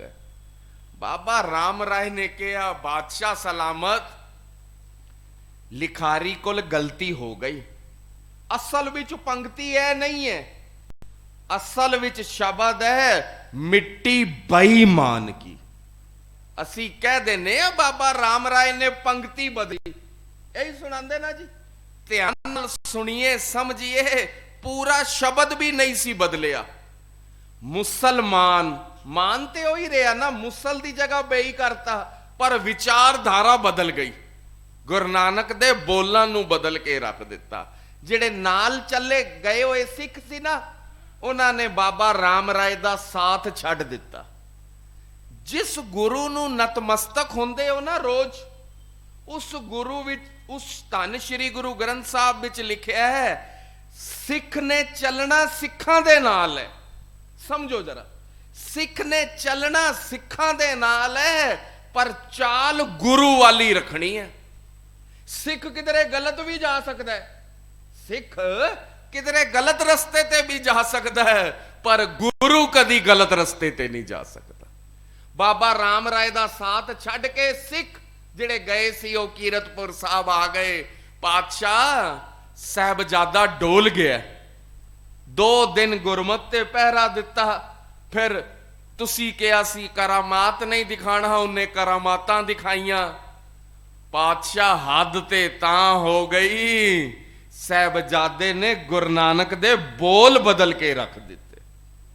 ਬਾਬਾ ਰਾਮ ਰਾਏ ਔਰੰਗਜ਼ੇਬ ਦੇ ਦਰਬਾਰ ਵਿੱਚ ਹੈ, ਪਿਤਾ ਗੁਰੂ ਹਰਰਾਏ ਸਾਹਿਬ ਸ਼੍ਰੀ ਕੀਰਤਪੁਰ ਸਾਹਿਬ ਹੈ। 14 ਸਾਲ ਦੇ ਆਪਣੇ ਪੁੱਤਰ ਨੂੰ ਕੀ ਸੰਦੇਸ਼ਾ ਭੇਜਿਆ, ਜਿੱਧਰ ਹੈ ਨਾ ਉਧਰ ਹੀ ਚਲਾ ਜਾ। ਇੱਕ ਵਾਰ ਘਰ ਵੀ ਨਹੀਂ ਬੁਲਾਇਆ। ਬੜਾ ਮੁਸ਼ਕਲ ਹੈ ਆਪਣੇ ਪੁੱਤਰ ਨੂੰ ਘਰੋਂ ਕੱਢਣਾ। ਮੈਂ ਬਾਰ-ਬਾਰ ਬੇਨਤੀ ਕਰਦਾ ਹੁੰਨਾ, 22 ਸਾਹਿਬਜ਼ਾਦੇ ਹੈ, ਬਾਬਾ ਸ਼੍ਰੀ ਚੰਦ ਜੀ ਤੋਂ ਲੈ ਕੇ ਬਾਬਾ ਫਤਿਹ ਸਿੰਘ ਤੱਕ ਗੁਰੂ ਦੀ ਔਲਾਦ ਨੂੰ ਅਸੀਂ ਸਾਹਿਬਜ਼ਾਦੇ ਕਹਿੰਦੇ ਆ। ਬੈਠੇ ਆ ਸਾਰੇ ਸੂਝਵਾਨ। ਬਾਬਾ ਪ੍ਰਿਥੀ ਚੰਦ ਨੇ ਘੱਟ ਕਹਿਰ ਨਹੀਂ ਕਮਾਇਆ। 3 ਵਾਰ ਗੁਰੂ ਹਰਗੋਬਿੰਦ ਪਾਤਸ਼ਾਹ ਨੂੰ ਬਚਪਨ ਵਿੱਚ ਮਾਰਨ ਦਾ ਯਤਨ ਕੀਤਾ, ਔਰ ਗਵਾਲੀਅਰ ਕੈਦ ਵਿੱਚ ਜ਼ਹਿਰੀਲੀ ਪੋਸ਼ਾਕ ਵੀ ਬਾਬਾ ਪ੍ਰਿਥੀ ਚੰਦ ਨੇ ਪਹੁੰਚਾਈ ਸੀ, ਪਰ ਗੁਰੂ ਨੇ ਘਰੋਂ ਨਹੀਂ ਕੱਢਿਆ। ਇੱਕੋ ਇੱਕ ਸਾਹਿਬਜ਼ਾਦਾ ਹੈ, ਗੁਰੂ ਨੂੰ ਘਰੋਂ ਵੀ ਕੱਢਣਾ ਪਿਆ, ਕਿਉਂਕਿ ਅੱਜ ਚੋਟ ਭਾਵੇਂ ਆਪਣਾ ਪੁੱਤਰ ਹੈ, ਸ਼ਬਦ ਤੇ ਲੱਗੀ ਹੈ। ਸਮਝਣਾ, ਗੁਰੂ ਨੂੰ ਜਦ ਸ਼ਾਰੀਰਿਕ ਚੋਟ ਲੱਗੀ ਹੈ ਨਾ, ਗੁਰੂ ਨੇ ਬਿਲਕੁਲ ਬੁਰਾ ਨਹੀਂ ਮਨਾਇਆ। ਮੱਕੇ ਦੀ ਧਰਤੀ ਤੇ ਬਾਬੇ ਨੇ ਲੱਤਾਂ ਵੀ ਖਾਈਆਂ। ਜੀਵਨ ਨਾਂ ਦੇ ਬੰਦੇ ਨੇ ਲੱਤ ਮਾਰੀ ਸੀ ਬਾਬੇ ਨੂੰ, ਬਾਬੇ ਨੇ ਲੱਤ ਦਾ ਜਵਾਬ ਮੱਤ ਨਾਲ ਦਿੱਤਾ। ਅੱਜ ਸਾਡੀ ਵਿਡੰਬਨਾ ਹੀ ਹੈ ਇਸ ਪੰਥ ਦੀ, ਗੁੱਸਾ ਨਹੀਂ ਕਰਨਾ। ਅੱਜ ਲੱਤ ਦਾ ਜਵਾਬ ਅਸੀਂ ਲੱਤ ਨਾਲ ਦੇ ਰਹੇ ਹਾਂ। ਜੇ ਕਿਸੇ ਨੇ ਲੱਤ ਮਾਰੀ ਹੈ, ਜੋ ਮੈਂ ਵੀ ਲੱਤ ਮਾਰ ਦਾਂਗਾ, ਫਿਰ ਉਹਦੇ ਵਿੱਚ ਔਰ ਮੇਰੇ ਵਿੱਚ ਕੀ ਫਰਕ ਹੈ? ਚਾਹੀਦਾ ਤੇ ਹੈ, ਮੈਂ ਪ੍ਰਚਾਰਕ ਸ਼੍ਰੇਣੀ ਵਾਸਤੇ ਕਹਿ ਰਿਹਾ, ਆਪਣੇ ਵਾਸਤੇ, ਲੱਤ ਦਾ ਜਵਾਬ ਮੱਤ ਨਾਲ ਦੋ। ਤੇ ਬਾਬਾ ਜੀ ਨੇ ਕਿਹਾ, ਲੱਤਾਂ ਕਿਉਂ ਮਾਰਦਾ ਹੈ? ਸਾਨੂੰ ਨਹੀਂ ਪਤਾ ਕਿੱਧਰ ਤੇਰਾ ਪਵਿੱਤਰ ਕਾਬਾ ਹੈ, ਪਰਦੇਸੀ ਆ, ਥੱਕੇ ਆਏ ਆ। ਲੱਤ ਦਾ ਜਵਾਬ ਬਾਬੇ ਨੇ ਮੱਤ ਨਾਲ ਦਿੱਤਾ। ਸਰੀਰ ਤੇ ਚੋਟ ਖਾਧੀ। ਦੂਸਰੀ ਵਾਰ ਬਾਬਾ ਦਾਤੂ ਜੀ ਨੇ ਲੱਤ ਮਾਰੀ ਸੀ ਧੰਨ ਗੁਰੂ ਅਮਰਦਾਸ ਜੀ ਨੂੰ। ਕਈ ਵਾਰ ਨਾ ਅਸੀਂ ਇਹ ਇਤਿਹਾਸ ਘੱਟ ਸੁਣਾਉਂਦੇ ਆ, ਬਈ ਸੋਚਦੇ ਆ, ਕਿਉਂਕਿ ਉਸ ਵੇਲੇ ਇਤਿਹਾਸਕਾਰ ਲਿਖਦੇ ਆ ਗੁਰੂ ਅਮਰਦਾਸ ਜੀ ਤਖਤ ਤੇ ਬੈਠੇ ਹੈ, ਲੱਤ ਮਾਰੀ ਬਾਬਾ ਦਾਤੂ ਨੇ, ਔਰ ਗੁਰੂ ਅਮਰਦਾਸ ਜੀ ਤਖਤ ਤੋਂ ਗਿਰੇ, ਦਸਤਾਰ ਵੀ ਢਿੱਲੀ ਹੋਈ ਹੋਣੀ। ਅਸੀਂ ਸੋਚ ਦਿੰਦੇ ਆ ਬਈ ਗੁਰੂ ਦੀ ਬੇਦਬੀ ਹੋ ਜਾਏਗੀ, ਇਹ ਇਤਿਹਾਸ ਨਾ ਸੁਣਾਈਏ। ਮੈਂ ਕਈ ਵਾਰ ਬੇਨਤੀ ਕਰਦਾ ਹੁੰਦਾ, ਕੋਈ ਮਾਈਕਾ ਲਾਲ ਜੰਮਿਆ ਹੀ ਨਹੀਂ ਜੋ ਗੁਰੂ ਦੀ ਬੇਦਬੀ ਕਰ ਸਕੇ। ਥੱਲੇ ਗਿਰੇ ਨਾ ਗੁਰੂ ਅਮਰਦਾਸ ਜੀ, ਨਮਰਤਾ ਦੇਖੋ। ਫੌਰਨ ਖੜੇ ਹੋ ਕੇ ਕਿਹਾ, ਮੇਰੇ ਕੋਲ ਗਲਤੀ ਹੋ ਗਈ, ਤੁਸੀਂ ਗੁਰੂ ਪੁੱਤਰ ਹੋ, ਮੈਨੂੰ ਤੁਹਾਨੂੰ ਦੇਖਦੇ ਹੀ ਉੱਠ ਕੇ ਖੜੇ ਹੋ ਜਾਣਾ ਚਾਹੀਦਾ ਸੀ। ਹੈ ਸਾਡੇ ਵਿੱਚ ਇਤਨੀ ਨਿਮਰਤਾ? ਗੁਰੂ ਨੇ ਸ਼ਾਰੀਰਿਕ ਲੱਤਾਂ ਖਾ ਲਈਆਂ ਪਰ ਬੁਰਾ ਨਹੀਂ ਮਨਾਇਆ। ਅੱਜ ਆਪਣੇ ਹੀ ਪੁੱਤਰ ਨੂੰ ਘਰੋਂ ਕੱਢਤਾ। ਔਰੰਗਜ਼ੇਬ ਕੋਲ ਬਾਬਾ ਰਾਮ ਰਾਏ ਗਿਆ, ਬਈ ਤੇਰੇ ਕਾਰਨ ਮੇਰੇ ਪਿਤਾ ਨੇ ਮੈਨੂੰ ਘਰੋਂ ਕੱਢਿਆ, ਤੈਨੂੰ ਹੀ ਤੇ ਮੈਂ ਖੁਸ਼ ਕਰਨ ਵਾਸਤੇ ਬਾਬੇ ਜੀ ਦੀ ਬਾਣੀ ਬਦਲਤੀ, ਹੁਣ ਮੈਨੂੰ ਕੁਝ ਦੇ, ਮੈਂ ਕਿੱਥੇ ਜਾਵਾਂ? ਮੈਨੂੰ ਪਿਤਾ ਨੇ ਘਰੋਂ ਕੱਢਤਾ, ਮੈਂ ਕਿੱਥੇ ਜਾਵਾਂ? ਔਰੰਗਜ਼ੇਬ ਨੇ ਇੱਕ ਜਾਗੀਰ ਦਿੱਤੀ ਬਾਬਾ ਰਾਮ ਰਾਏ ਨੂੰ। ਬਾਬਾ ਰਾਮ ਰਾਏ ਉੱਥੇ ਡੇਰਾ ਬਣਾ ਕੇ ਰਹਿਣ ਲੱਗੇ। ਅੱਜ ਉਸ ਸਥਾਨ ਨੂੰ ਦੇਹਰਾਦੂਨ ਕਹਿੰਦੇ ਆ। ਹੁਣ ਵੱਡਾ ਸਪੁੱਤਰ ਤੇ ਕਾਮਯਾਬ ਨਹੀਂ ਹੋਇਆ ਪ੍ਰੀਖਿਆ ਵਿੱਚ, ਛੋਟਾ ਸਪੁੱਤਰ ਜਿਨ੍ਹਾਂ ਦਾ ਅੱਜ ਪ੍ਰਕਾਸ਼ ਪੁਰਬ ਮਨਾ ਰਹੇ ਆ, 5.25 ਸਾਲ ਦੀ ਉਮਰ ਹੈ ਬਾਲਾ ਪ੍ਰੀਤਮ ਦੀ। ਸ਼੍ਰੀ ਕੀਰਤਪੁਰ ਸਾਹਿਬ ਗੁਰੂ ਹਰ ਰਾਏ ਸਾਹਿਬ ਨੇ ਆਪਣੇ ਸਪੁੱਤਰ ਨੂੰ ਮੱਥਾ ਟੇਕ ਦਿੱਤਾ। ਅਸੀਂ ਸੱਚਖੰਡ ਪਿਆਨਾ ਕਰਨਾ ਹੈ। ਅੱਜ ਤੋਂ ਜੋਤ ਗੁਰੂ ਹਰਕ੍ਰਿਸ਼ਨ ਸਾਹਿਬ ਵਿੱਚ ਹੈ। ਇਹ ਪਹਿਲਾ ਵਕਤ ਹੈ, ਨਿਕੜੀ ਉਮਰ ਵਿੱਚ ਜੋਤ ਆਈ ਹੈ, ਪਹਿਲਾ ਵਕਤ। ਮੈਂ ਕਈ ਵਾਰ ਬੇਨਤੀ ਕਰਦਾ, ਜੋਤ ਕਦੀ ਛੋਟੀ ਵੱਡੀ ਨਹੀਂ ਹੁੰਦੀ, ਜੋਤ ਜੁਗੋ ਜੁਗ ਅਟਲ ਹੈ। ਹੁਣ ਜਿਹੜੇ ਦੋਖੀ ਸੀ, ਜਿਨ੍ਹਾਂ ਦੀ ਅੱਜ ਤੱਕ ਕੰਮ ਨਹੀਂ ਬਣ ਰਿਹਾ ਸੀ, ਉਹਨਾਂ ਨੇ ਸੋਚਿਆ ਬਈ ਨਿੱਕੀ ਉਮਰ ਦਾ ਗੁਰੂ ਬਣਾ ਬੈਠਾ, ਹੁਣ ਕੁਝ ਕਰਦੇ ਆ। ਇੱਕ ਕੋੜੀ ਸ਼੍ਰੀ ਕੀਰਤਪੁਰ ਸਾਹਿਬ ਬਾਲਾ ਪ੍ਰੀਤਮ ਦੀ ਪਾਲਕੀ ਜਿਸ ਵੇਲੇ ਨਿਕਲ ਰਹੀ ਹੈ, ਕੋੜੀ ਅੱਗੇ ਆ ਗਿਆ। ਕੋੜੀ ਤੁਸੀਂ ਸਮਝਦੇ, ਜਿਹੜੇ ਮੰਗਣ ਵਾਲੇ ਹੁੰਦੇ, ਪਸ ਲਹੂ, ਕੋੜੀ ਨੂੰ ਦੇਖਿਆ ਨਹੀਂ ਜਾ ਸਕਦਾ। ਉਹ ਅੱਗੇ ਆਇਆ ਤੇ ਉਹਨਾਂ ਨੇ ਕਿਹਾ ਸੀ ਤੂੰ ਕੁਰਲਾਈ, ਜੇ ਤੇ ਠੀਕ ਕਰ ਦੇਣਗੇ ਤੈਨੂੰ ਤਾਂ ਤੇ ਗੱਲ ਠੀਕ ਹੈ, ਜੇ ਡਰ ਗਏ ਤੇ ਅਸੀਂ ਤਾੜੀ ਮਾਰ ਦਾਂਗੇ। ਇਹ ਜੋਤ ਉਹ ਜੋਤ ਨਹੀਂ ਹੈ ਬਾਬੇ ਵਾਲੀ, ਇਹ ਤੇ ਕੰਮ ਖਰਾਬ ਹੈ। ਹੁਣ ਬਾਲਾ ਪ੍ਰੀਤਮ ਦੀ ਪਾਲਕੀ ਨਿਕਲ ਰਹੀ ਹੈ, ਉਹ ਕੋੜੀ ਕੁਰਲਾਇਆ। ਬਾਲਾ ਪ੍ਰੀਤਮ ਜੀ ਨੇ, ਪਾਤਸ਼ਾਹ ਨੇ ਇਸ਼ਾਰਾ ਕੀਤਾ, ਰੋਕੋ। ਪਾਲਕੀ ਤੋਂ ਥੱਲੇ ਉਤਰੇ।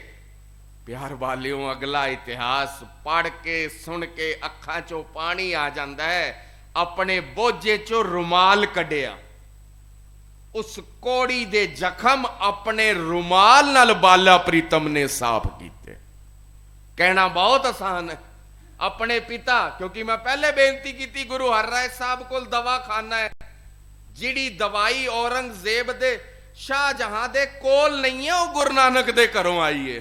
दारा शिको तंदुरुस्त होंदा, दवाई मंगाई अपने हथी, उस कोड़ी ते जख्मां ते दवाई बाला प्रीतम ने लगाई। उन्होंने फिर जेड़े दोखी सी उन्होंने सोचा बई साडी दाल नहीं गलेगी। बाबा राम राय ने औरंगजेब नूं कहा बई मैं ते 72 करामातां दिखाइयां ना तेरे दरबार विच, ओ मेरे तो 10 साल छोटा मेरा ही सका भरा हुण गुरगद्दी ते बैठा है। ते गुरु हरराय साहब ने गुरता गद्दी देण वेले कहा सी, पुत्र जी दिल्ली जान तो संकोच करना, जे दिल्ली जाना ही पै जाए उस मलेच्छ बिरती वाले नूं दर्शन नहीं देना। इशारा औरंगजेब वाल सी। इधर राम राय ने कहा औरंगजेब नूं उन्नू दिल्ली बुलाओ, मेरा ही छोटा भरा है, मैं ते 72 दिखाइया ना, ओ ते इतनियां दिखा देंगे तू गिन भी नहीं पाएगा। एक तरफ कहंदा बुलाओ, दूसरा बाबा राम राय मन विच सोचदा है जे भराता दिल्ली आ गया, जे बाला प्रीतम दिल्ली आ गए औरंगजेब दे कहण ते, मैनू ते घरों कट दे पिता जी, फिर मैं संगत कोल जावांगा, बई मैनू ते घरों कढ़िया है, हुण पिता दा हुक्म ते नहीं मन रहे, हुण फैसला करो। इधर संदेशा भेजिया पर बाला प्रीतम ने आण दा मन नहीं किया, पिता दा हुक्म है। औरंगजेब ने कुछ सोचिया बई ये जिहड़ा घर है ना, ये बाबर नूं ते ना कर सकदा है पर भाई लालो नूं ना नहीं करदा, ये गरीब नवाज है। संगतां ने परसराम दीवान है मिर्जा जय सिंह दा, उहदे हाथ संदेशा भेजिया बई तुसी दिल्ली आओ। बाला प्रीतम ने कहा बई तेरे कहण ते आ रहे हैं, मिर्जा जय सिंह नूं संगतां दे कहण ते तेरे घर रुकांगे, ऐ ना होए तू सानू औरंगजेब नूं मिला दे। प्यार वालियो जिले चले ना, सिखां दे मन विच बैराग आ गया। सिखां ने कहा पातशाह तुसी दिल्ली ना जाओ, दरबार विच ना जाओ, मुगल दरबार विच उत्थे ना जाओ, क्योंकि मुगल दरबार विच जाके काम माड़ा हुंदा है। गुरु अर्जन साहब गए, ततियां तवियां ते बहना पिया। गुरु हरगोबिंद पातशाह गवालियर दी कैद विच, ते बाबा राम राय उन्होंने अपनी तरफ कर लिया, तुसी ना जाओ। ते बाला प्रीतम ने उस वेले कहा सी, सिखों मैं सारी जिंदगी पढ़दा आया, जिसके सिर ऊपर तू स्वामी सो दुख कैसा पावे। कोई दिक्कत नहीं, असी जिदी कलाम पढ़ते हैं ना दुख नहीं आएगा। चले प्यार वाले कुछ सिखा नाल अज उस स्थान का नाम जिथे पड़ाव किया, पहला छोटी शारीरिक उम्र है, जिथे पड़ाव किया, अज उस स्थान का नाम श्री पंजोकड़ा साहिब है। उत्थे पड़ाव किया, ठीक इदे बिल्कुल नजदीक, इदे कुरुक्षेत्र दे कोल है, इदे बिल्कुल नजदीक कुरुक्षेत्र है। इत्थे धन गुरु नानक देव जी और भाई मर्दाना जी पहली उदासी विच आए है, जिस वेले सूरज ग्रहण लग्या होया सी। मैं हल्का जिहा जिक्र करना है क्योंकि आना फिर मिर्जा जय सिंह दे बंगले तक है, समा इजाजत नहीं देंदा। प्यार वालियो कुरुक्षेत्र बिल्कुल नजदीक है, बिल्कुल उन्हां दी पावन धरती है। उत्थे वक्त दे अवतारी महापुरुष कृष्ण जी ने भागवत गीता उच्चारण की है। भागवत गीता भगवान दे बोल ते पंजोकड़े दा सब तो उस थां दा सब तो बड़ा पंडित ब्राह्मण पंडित लाल चंद ओ गुरु साहब दे दरबार विच आया। तखत ते बैठे है बाला प्रीतम, सामने संगतां बैठी है।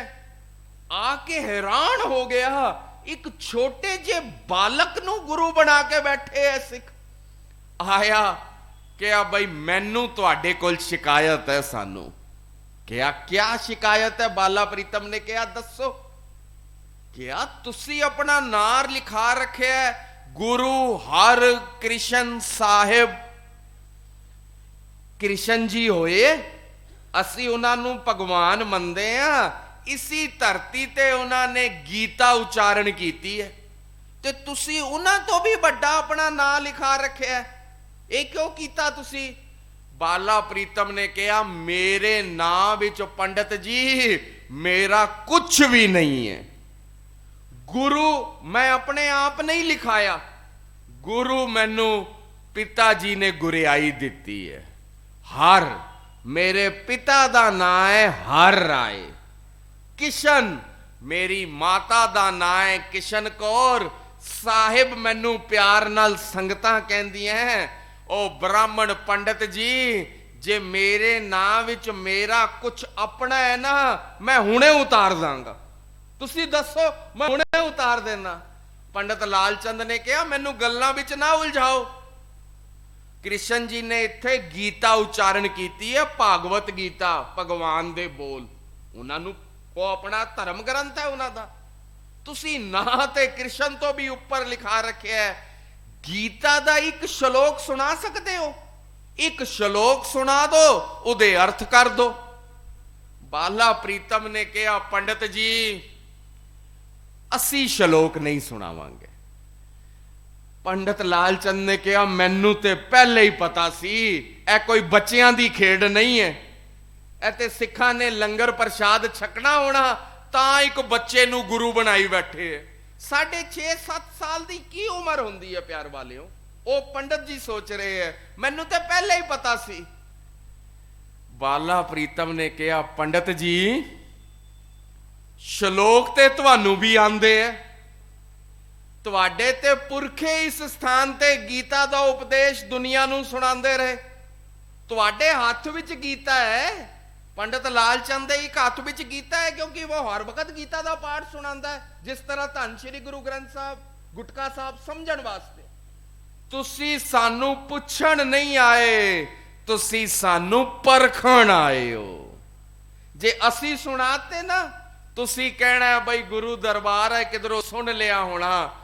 जाओ पंडित जी शहर विचों किसे नू भी ले आओ, गुरु नानक दी किरपा होएगी।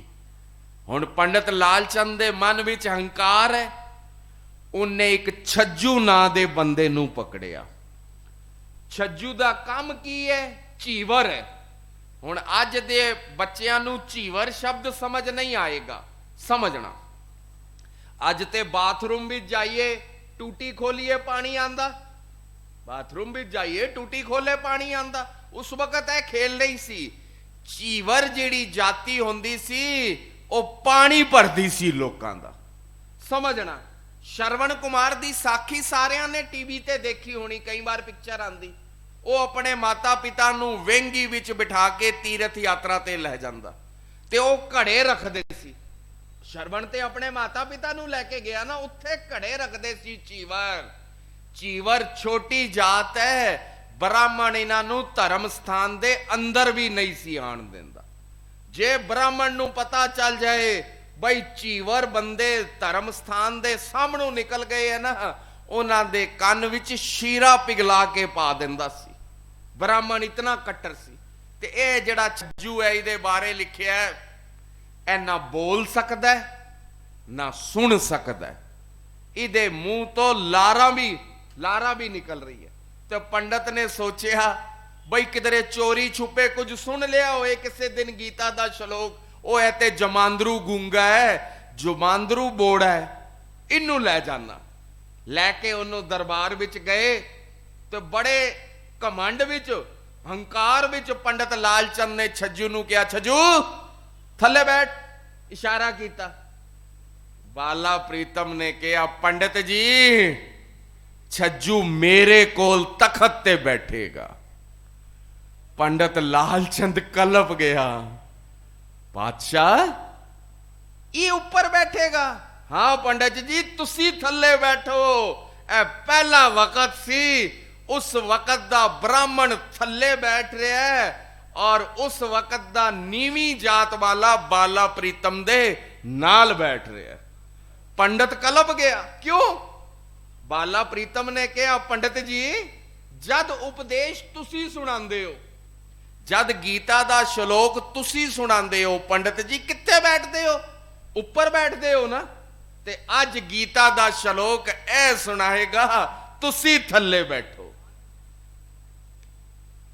ਪਿਆਰ ਵਾਲਿਓ, ਇਧਰ ਪਾਤਸ਼ਾਹ ਕੋਲ ਛੜੀ ਹੈ ਬਾਲਾ ਪ੍ਰੀਤਮ ਕੋਲ, ਉਹ ਛੱਜੂ ਦੇ ਸਿਰ ਤੇ ਰੱਖੀ, ਛੱਜੂ ਦੇ ਕਪਾਟ ਖੁੱਲ ਗਏ।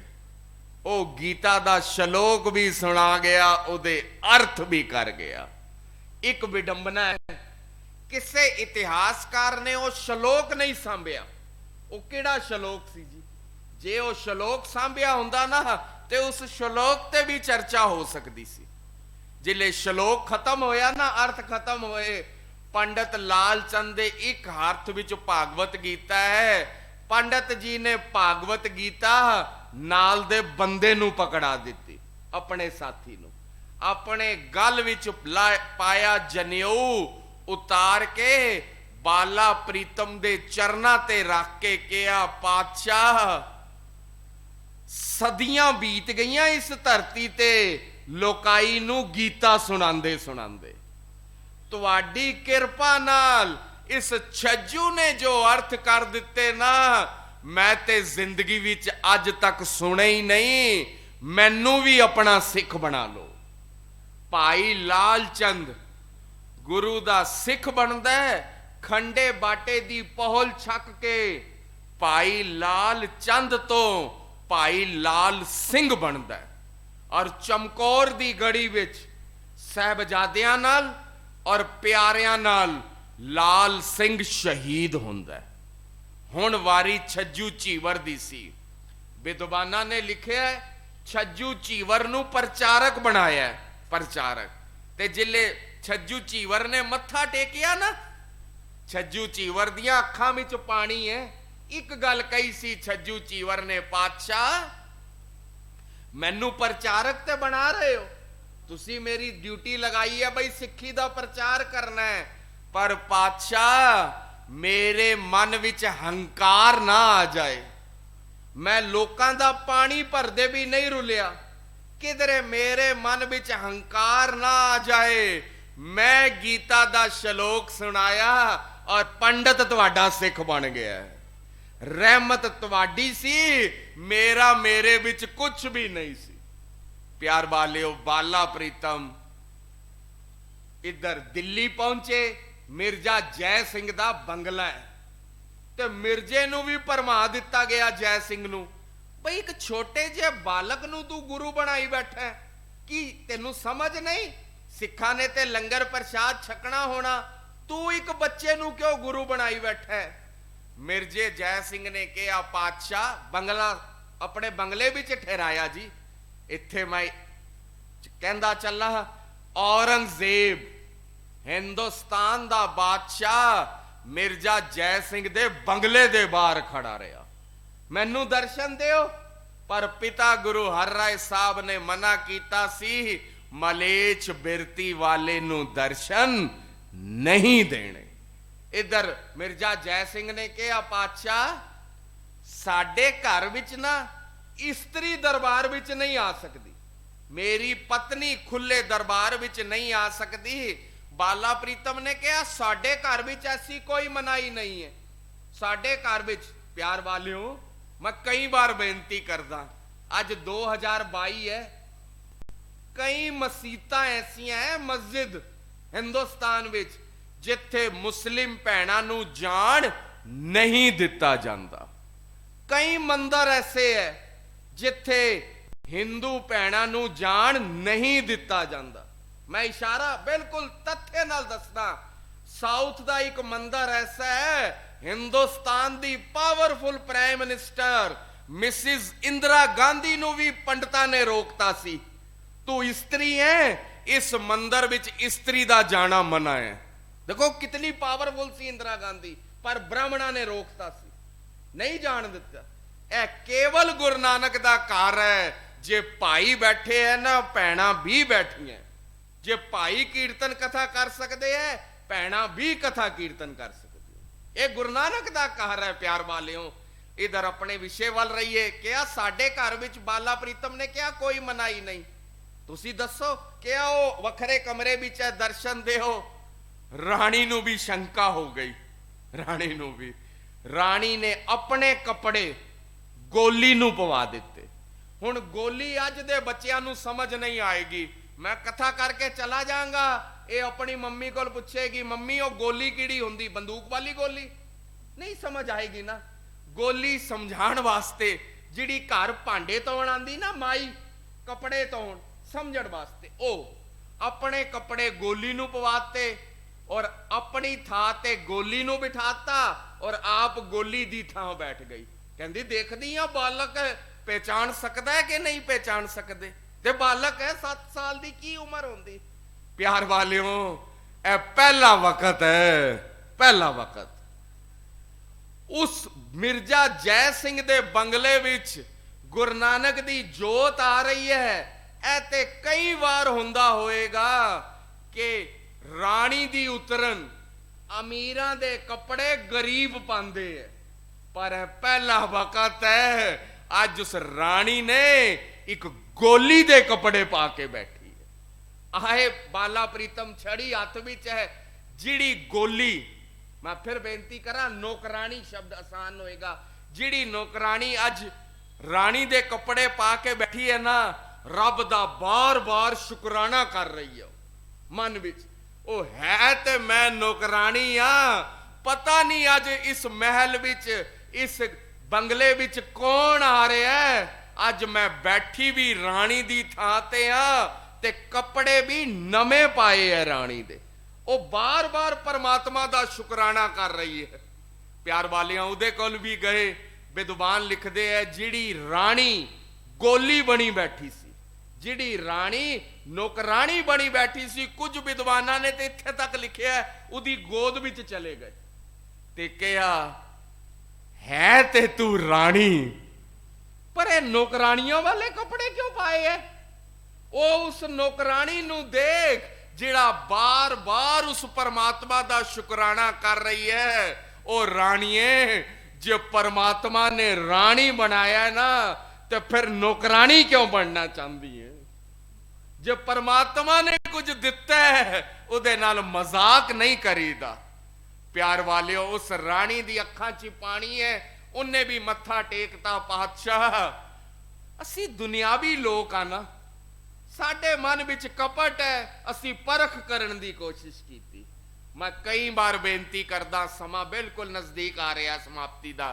ਪਿਆਰ ਵਾਲਿਓ, ਮੈਂ ਕਈ ਵਾਰ ਬੇਨਤੀ ਕਰਦਾ ਹੁੰਨਾ, ਬੰਗਲੇ ਕਈ ਸੀ, ਬੰਗਲੇ ਉਹ ਅਮੀਰਾਂ ਦੀ ਕਾਲੋਨੀ ਹੈ ਰਾਇਸੀਨਾ ਹਿਲਸ, ਕਈ ਬੰਗਲਿਆਂ ਤੇ ਅੱਜ ਗੋਲਡ ਖਾਨਾ ਬਣ ਗਿਆ, ਕਈ ਬੰਗਲਿਆਂ ਉੱਪਰ ਮੁਰਾਰਜੀ ਦੇਸਾਈ ਸੰਸਥਾਨ ਬਣ ਗਿਆ, ਕਈ ਬੰਗਲਿਆਂ ਤੇ ਪਾਲਕਾ ਬਾਜ਼ਾਰ ਬਣ ਗਿਆ, ਕਈ ਬੰਗਲਿਆਂ ਤੇ ਮੈਟਰੋ ਸਟੇਸ਼ਨ ਬਣ ਗਿਆ, ਪਰ ਜਿਸ ਬੰਗਲੇ ਵਿੱਚ ਗੁਰੂ ਨਾਨਕ ਦੀ ਜੋਤ ਟਿਕੀ ਉਹ ਬੰਗਲਾ ਸਾਹਿਬ ਬਣ ਗਿਆ। ਤੇਰੀਆਂ ਰਹਿਮਤਾਂ ਨਾ ਹੁੰਦੀਆਂ ਇਹ ਬੰਗਲੇ ਬੰਗਲਾ ਸਾਹਿਬ ਬਣਨੇ ਸੀ। ਪਿਛਲੇ ਸਮੇਂ ਵਿੱਚ ਕੋਵਿਡ ਦੀ ਬਿਮਾਰੀ ਦੇਖੀ ਅਸੀਂ, ਉਹ ਲਾਇਲਾਜ ਸੀ। ਅੱਜ ਵੀ ਪ੍ਰਸ਼ਾਸਨ ਕਹਿੰਦਾ ਹੈ ਬਈ ਮੂੰਹ ਤੇ ਮਾਸਕ ਰੱਖਣਾ ਹੈ, ਹੋਰ ਸਭ, ਅੱਜ ਵੀ ਉਸਦਾ ਇਲਾਜ ਨਹੀਂ ਆਇਆ। ਠੀਕ ਹੈ, ਟੀਕੇ ਆਏ ਪਰ ਪ੍ਰੋਪਰ ਇਲਾਜ ਨਹੀਂ ਹੈ। ਉਸ ਵਕਤ ਅੱਜ ਉਸ ਬਿਮਾਰੀ ਦਾ ਇਲਾਜ ਹੈ, ਉਸ ਵਕਤ ਚੇਚਕ ਦਿੱਲੀ ਦੀ ਧਰਤੀ ਤੇ ਫੈਲ ਗਈ। ਪਿਆਰ ਵਾਲਿਓ, ਬਾਲਾ ਪ੍ਰੀਤਮ ਔਰ ਸਿੱਖਾਂ ਨੇ ਉਹਨਾਂ ਜਿਹੜੇ ਬਿਮਾਰੀ ਫੈਲ ਗਈ ਸੀ ਨਾ, ਜਿਹੜੀ ਉਸ ਬਿਮਾਰੀ ਤੋਂ ਗ੍ਰਸਤ ਸੀ, ਉਹਨਾਂ ਦਾ ਇਲਾਜ ਕੀਤਾ। ਵਿਦਵਾਨਾਂ ਨੇ ਤੇ ਇੱਥੇ ਤੱਕ ਲਿਖਿਆ ਜਿਹੜੇ ਚਲੇ ਜਾਂਦੇ ਸੀ ਨਾ ਦੁਨੀਆ ਤੋਂ, ਉਹਨਾਂ ਦਾ ਸੰਸਕਾਰ ਉਹਨਾਂ ਦੇ ਘਰ ਵਾਲੇ ਨਹੀਂ ਕਰਦੇ ਸੀ। ਕੋਵਿਡ ਵਿੱਚ ਤੁਸੀਂ ਦੇਖਿਆ ਨਾ, ਬੱਚਿਆਂ ਨੇ ਮਾਤਾ ਪਿਤਾ ਦੀ ਲਾਸ਼ ਨੂੰ ਲੈਣ ਤੋਂ ਮਨਾ ਕਰਤਾ ਸੀ। ਤਾਂ ਮੈਨੂੰ ਮਾਣ ਕਰਨ ਵਾਲੀ ਗੱਲ ਹੈ, ਇੱਕ ਗੁਰੂ ਨਾਨਕ ਦਾ ਸਿੱਖ ਹੀ ਹੋਇਆ, ਸ਼ੰਟੀ, ਉਹ ਈਸਟ ਦਿੱਲੀ ਵਾਲੇ, ਭਾਵੇਂ ਉਹਨਾਂ ਨੇ ਇੱਕ ਗੱਲ ਮਾੜੀ ਕਹੀ, ਕੁਝ ਦਿਨਾਂ ਬਾਅਦ ਉਹਨਾਂ ਦੇ ਲੜਕੇ ਨੇ ਖੁੱਲੀ ਸਟੇਜ ਤੋਂ ਇੱਕ ਗੱਲ ਮਾੜੀ ਵੀ ਕਰਤੀ। ਠੀਕ ਹੈ, ਉਹ ਮਾੜੀ ਗੱਲ ਦੀ ਗੱਲ ਨਹੀਂ ਕਰਨੀ, ਪਰ ਉਸ ਵਕਤ ਉਹਨਾਂ ਨੇ, ਜਿਨ੍ਹਾਂ ਦੇ ਮਾਂ ਪਿਓ ਨੇ, ਬੱਚਿਆਂ ਨੇ ਮਾਂ ਪਿਓ ਦੀਆਂ ਬੋਡੀ ਲੈਣ ਤੋਂ ਇਨਕਾਰ ਕਰਤਾ, ਉਹਨਾਂ ਪਿਓ ਪੁੱਤਰ ਨੇ ਉਹਨਾਂ ਦੇ ਸੰਸਕਾਰ ਕੀਤੇ ਸੀ। ਇਹ ਹੈ ਮਾਨਵਤਾ, ਇਹ ਹੈ ਸਰਬੱਤ ਦਾ ਭਲਾ। ਸਿੱਖ ਕੇਵਲ ਕਹਿੰਦਾ ਨਹੀਂ ਸਰਬੱਤ ਦਾ ਭਲਾ, ਵਕਤ ਆਏ ਤੇ ਕਰਕੇ ਦਿਖਾਉਂਦਾ। करके दिखाता है। इधर संस्कार भी किया जी। वो जिहड़ी बीमारी है ना जी, शारीरिक रूप विच बाला प्रीतम, गुरु के कीर्तनिया आ गए है। बस मैं 2 मिनट का इतिहास हो रहा है प्यारे वालियों। बाला प्रीतम ते अपना आखिरी सचखंड प्याना करन दा वक्त नजदीक आंदा देख मेरे पातशाह ने अपना आसन मिर्जा जय सिंह दे बंगले तो हटा लिया। अपना आसन जमुना दे कंढे, अज उत्थे गुरुद्वारा श्री बाला साहिब है। बिल्कुल हुण आखिरी वक्त आ रहा है सचखंड प्याना दा। माता किशन कौर सामने है, बाला प्रीतम दे माता जी। ते माता किशन कौर ने कहा सी, पुत्र जी हुणे ही तुसी जा रहे हो दुनिया तो, हाले तो उम्र बहुत छोटी है, हाले तो बहुत छोटी उम्र है। ते उस वेले बाला प्रीतम ने अपनी माता किशन कौर नूं कहा सी, मां मेरी उम्र वाल ना देख, ऐ देख मेरी मेरे गुरु नानक दे चरना नाल बन आई है। केवल बचन कीते, बाबा बसे ग्राम बकाले। समझना 2 मिनट का इतिहास हो रहा है प्यार वालियों। गुरु नानक साहब ने गुरता गद्दी दिती श्री करतारपुर साहब, बाबा लैना सामने बैठा है, सामने बैठा है। गुरु अंगद साहब ने गुरियाई दिती, बाबा अमरदास जी सामने बैठे है। लगभग 200 साल हो गए सिख नूं पढ़ांदे पढ़ांदे। हुण सिख नूं तू पहचान, हुण गुरु नूं पहचान सकदा है सिख? केवल इशारा कीता है, 2 हिंट दिते, बाबा बसे ग्राम बकाले। एक अगली जोत दा जेड़ा वारस होएगा वो बकाले दी धरती होएगा। दूसरा साडा और उदा गुरु हरकृष्ण साहब दा और अगले गुरु जोत जिस शरीर विच जाएगी उदा रिश्ता बाबे और पोतरे वाला होएगा। क्योंकि प्यार वालियों गुरु तेग बहादुर साहब दे भराता है बाबा गुरदित्ता जी। इधर बाबा मक्खन शाह लुबाणे दी साखी भी नाल जुड़दी है।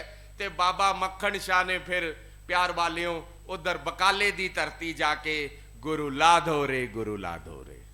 इको एक स्थान है जिथे लिखिया है, श्री हरि कृष्ण ते आइए जिस डिठे सब दुख जाए। शारीरिक दुख ते बड़ी आसानी नाल चले जाते हैं। समझना, किसे दी लत विच दर्द है, किसे दी लत विच दर्द है, वो पेट दे डॉक्टर कोल जाए, डॉक्टर साहब मेरी लत खराब है, ते डॉक्टर कह देगा सजना तेरियां अखां भी खराब है, तू मेरा बोर्ड नहीं पढ़िया, तू मेरा बोर्ड नहीं पढ़िया, मैं ते पेट दा डॉक्टर हाँ। आज डॉक्टरी साइंस इतनी तरक्की कर गई, अखां दे भी 2 या 3 डॉक्टर है, बाहर दा होर डॉक्टर, अखां दे अंदर दा होर डॉक्टर, इतनी तरक्की कर गई। पर प्यार वालियों अज कोई बंदा कहे डॉक्टर साहब पराया रूप देखदा ना, मैं मेट्रो विच जांदा, मैं बस विच जांदा, मैं कनाट प्लेस जांदा, पराया रूप देखदा मेरे मन विच काम आंदा, मेरा इलाज करोगे? डॉक्टर कहेगा इहदा इलाज मेरे कोल नहीं है। कोई कहे भाई पड़ोसी दी तरक्की बहुत हो गई, मेरा बच्चा ते पास ही नहीं होया, बड़े घट नंबर है, मेरे विच जैलसी आंदी, इहदा इलाज करोगे? उन्हां डॉक्टरां कोल इलाज नहीं, वो मन दा दौर है। ते प्यार वालियों इको एक स्थान है, बाला प्रीतम कोल जाओ, श्री हरि कृष्ण ते आइए जिस डिठे सब दुख जाए।